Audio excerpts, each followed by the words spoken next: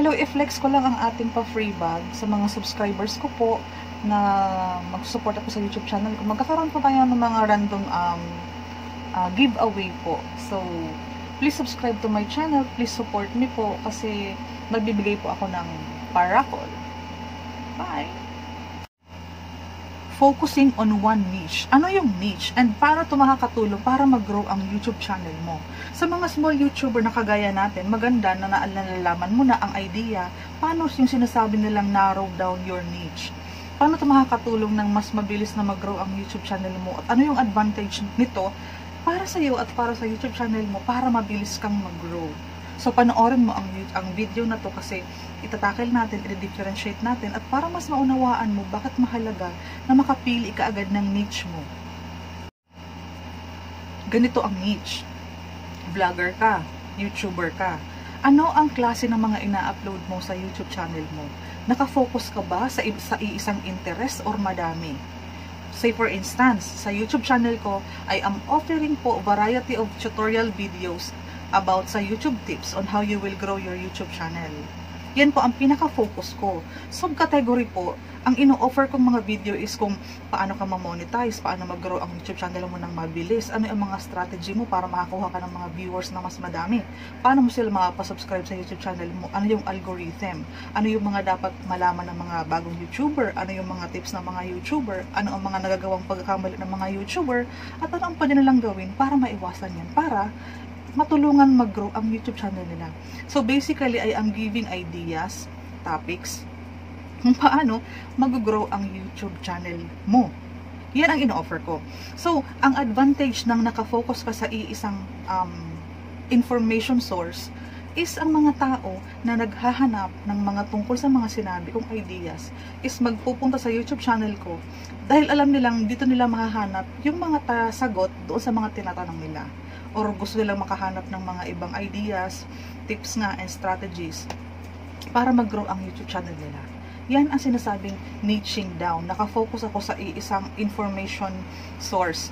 Mapagkukunan nyo ang YouTube channel ko ng mga information na kailangan ng mga small YouTuber para mag-guide sila, mabigay sila ng mga learnings. Okay po? Yan ang niching down. May advantage po yan kasi nga, hindi kayo aalis sa YouTube channel ko dahil you are looking forward sa mga i-upload ko na makakatulong sa mga small YouTubers. Iyan ang ine-expect nyo.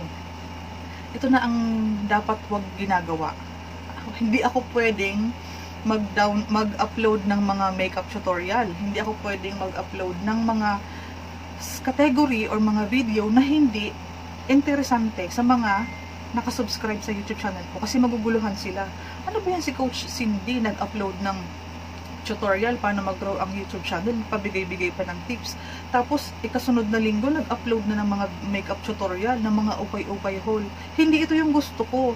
Nag-subscribe ako sa kanya dahil nag-expect ako ng mga parating ng mga video about kung paano ko mapapag-grow ang YouTube channel ko.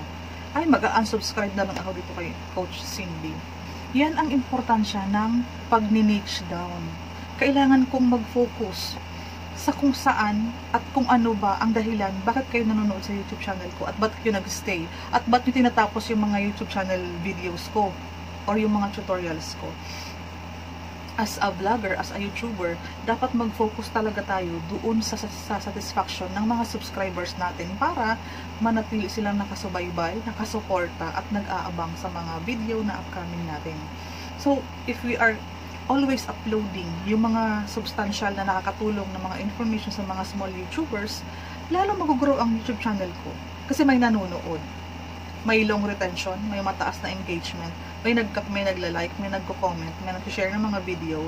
And kapag nagpatuloy kasi ang ganitong routine, mas marami pang maa-attract ng mga small YouTuber na naghahanap ng mga tips and strategies na ino-offer sa YouTube channel ko. Kasi kapag may good standing ang mga video ko, ipopromote pa yan lalo ni YouTube.